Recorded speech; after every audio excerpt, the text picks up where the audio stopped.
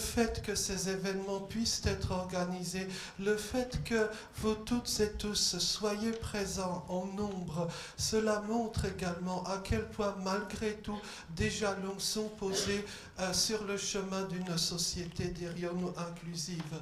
J'ai été impressionné par la richesse des interventions. Ce sera donc difficile de choisir parmi d'autres quelques phrases qui m'auront peut-être encore plus marqué que les autres. Le docteur Lemonnier nous a recommandé d'être souriant et détendu. Je pense que ce conseil est très important. Hein. C'est comme cela que l'on apprend. Hein.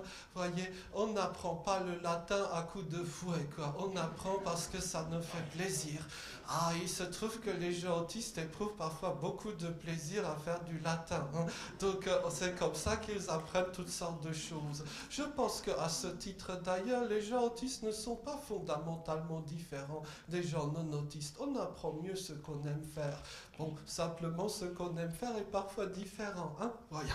Donc, pour rassurer le docteur Lemonnier qui se plaignait dans un moment peut-être de déprime que les psychiatres soient comparés à des Kleenex, donc il faut absolument remédier à cette mauvaise impression et de dire un peu, si on me permettait d'être un tout petit peu, je dirais, autistique comme j'aime l'être. Donc, les Kleenex, en fait, ça vient du Japon, souvent un pays qu'on aime comparer au monde de l'autisme pour diverses raisons. Au Moyen-Âge, c'est apparu des petits tissus en soie, le washi en japonais, et qu'on utilisait pour se moucher ou pour s'essuyer la face plutôt, et qu'ensuite on jetait. Un voyageur japonais, Hasekura Tsunenaga, qui était venu en Europe au XVIIe siècle, avait utilisé ces fameux Kleenex, et il avait eu la surprise de voir les Européens se jeter sur les tissus de soie pour les ramasser. Voyez, donc comme quoi ce qui est considéré comme, je dirais, simple Kleenex peut avoir une grande valeur.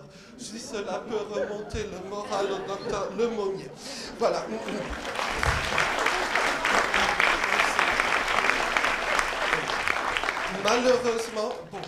Malheureusement, parfois les médecins ont des accès de déprime. J'en ai encore fait l'expérience l'autre jour. J'ai reçu nombre de messages d'une psychiatre. J'ai dû lui remonter le moral tant bien que mal. Mais je n'ai pas facturé l'opération. Mais ça viendra prochainement. Non, je plaisante. En tout cas, hélas, beaucoup de personnes avec autisme sont parfois considérées comme des déchets. Et c'est là, je crois que ça s'inscrit tout à fait notre lutte. Et tant de fois, au cours de cette journée, nous avons entendu des exemples qui nous ont, je l'espère, remplis d'espoir. Des gens qui sont parfois partis d'un profil très difficile et qui sont allés loin. Ce n'est pas le point de départ qui importe, c'est le cheminement, c'est le chemin, si vous préférez. À ce titre, je suis tout à fait d'accord avec le docteur Lemonnier sur la très grande précarité des distinctions presque, je dirais, byzantines que pendant des années on s'était vertué à faire entre telle ou telle sous-case de l'autisme, alors entre l'arbre à asperges, l'autisme dans les nuages qu'on appelait de haut niveau et autres, voyez, mais fondamentalement dans la pratique, par rapport aux évolutions des gens autistes, que valent ces sous-cases? D'ailleurs, elles ont été abandonnées toutes dans la dernière version des classifications. Et à mon humble avis, il s'agit d'une formidable évolution, d'un formidable progrès. Parce que, ne l'oublions pas, contrairement à beaucoup d'hommes politiques, les personnes autistes évoluent, ce qui est, je le crois, une excellente nouvelle. Alors, il a également été parfaitement souligné dans l'exposé du projet Simon, que j'ai beaucoup apprécié, que toute cette richesse d'expériences concrètes qui a été présentée. Et ce qui a été parfaitement dit, par exemple, la vanité du projet de créer une sorte de liste de métiers pour personnes autistes, puisque les personnes avec autisme sont d'une telle diversité.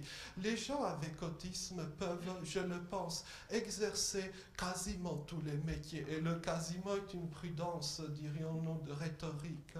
Je pense qu'en cumulant le potentiel des personnes autistes, leur centre d'intérêt, la séquentialisation délégation des tâches, eh bien, je ne sais pas quelle activité humaine pourrait être hermétiquement fermée. J'ai d'ailleurs été extrêmement touché et ravi qu'à de nombreuses reprises au cours de la journée, on ait prononcé le mot de couture ou des métiers liés à cet univers-là. Il y a encore quelques années, il était considéré comme absolument impensable qu'une personne autiste puisse travailler dans ce type de domaine. La vie m'a donné la chance de rencontrer un certain nombre de personnes qui non seulement travaillent, mais s'épanouissent et font épanouir la société, y compris dans ces domaines-là. Donc, encore une fois, peut-être que les gens avec autisme sont des acteurs de changement, pour reprendre l'expression de Nicole Damaggio, bien plus encore que certaines personnes qui ont une vision erronée justement sur l'autisme. Nicole a aussi prononcé un mot terrible mais tellement vrai, l'habitude d'être méprisé.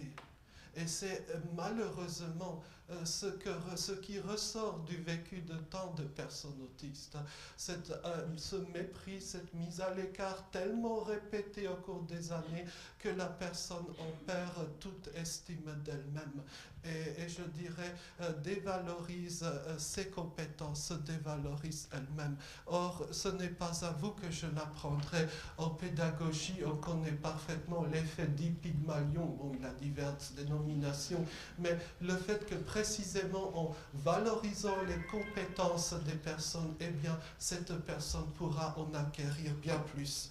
Et c'est à ce titre que j'ai beaucoup aimé cette expression qui est tant revenue dans l'avant-dernier exposé dans les actions pour l'autisme Asperger. Cette expression, c'est la suivante: j'ai appris beaucoup, ou j'ai beaucoup appris.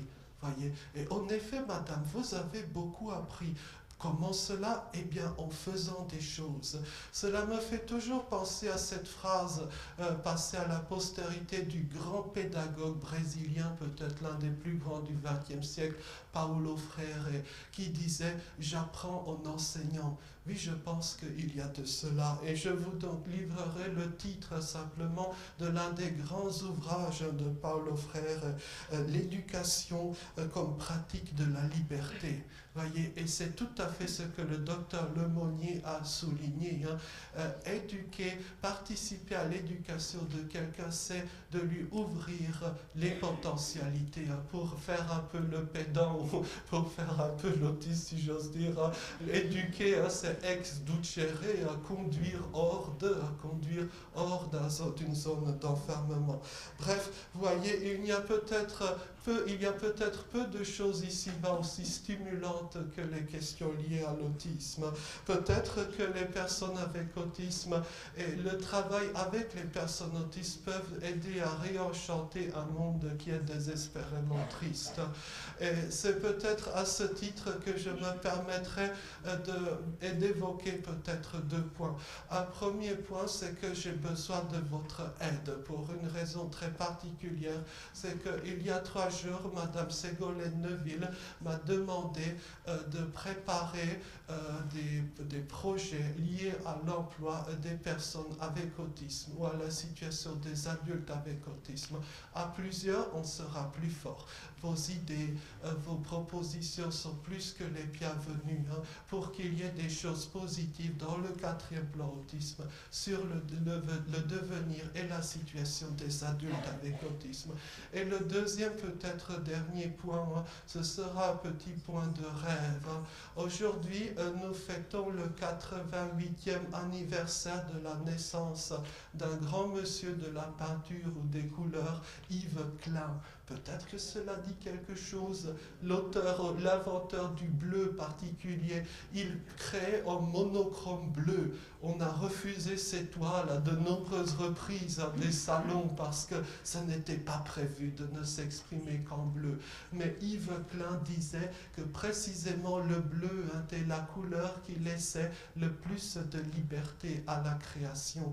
Et justement, c'est peut-être aussi ce à quoi on peut penser, pourquoi on associe le bleu donc à l'autisme. Et je repense un peu à tous ces amis autistes passionnés des couleurs qui savent tourner ce qui était à l'origine, je dirais, une malédiction à ça, leur trop forte sensibilité à la vision, en quelque chose de positif. Dans le livre de l'amour en autistan, j'avais essayé de faire figurer un de ces exemples sous le nom de débit.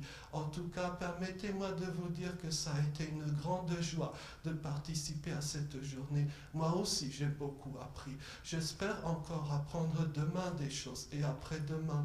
Oui, cela fait déjà bon nombre d'années que je fais office de saltimbanque dans l'autisme, que rares sont les nuits dont je passe 2 consécutives au même endroit. Certes, il y a des fatigues du voyage, mais il m'a été donné de rencontrer de très nombreuses personnes extraordinaires, en 2 mots.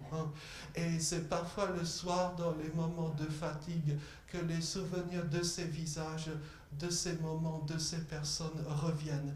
Et je pense qu'à ce titre-là, j'ai été gâté par la vie. Et je retiendrai pour terminer cette phrase que m'avait dite une personne non autiste qui travaille dans un établissement avec des personnes autistes. Elle m'a dit, grâce à l'existence de gens autistes, je peux avoir un métier humain. S'il n'y avait pas eu des gens autistes, je devrais travailler dans une banque, dans un bureau. Voilà. Donc, c'est une chance que d'avoir des gens autistes, non? Qu'est-ce que vous en pensez? L'autisme, c'est bon pour l'économie, c'est aussi bon pour la santé. Donc, soyez souriants et détendus. Merci beaucoup.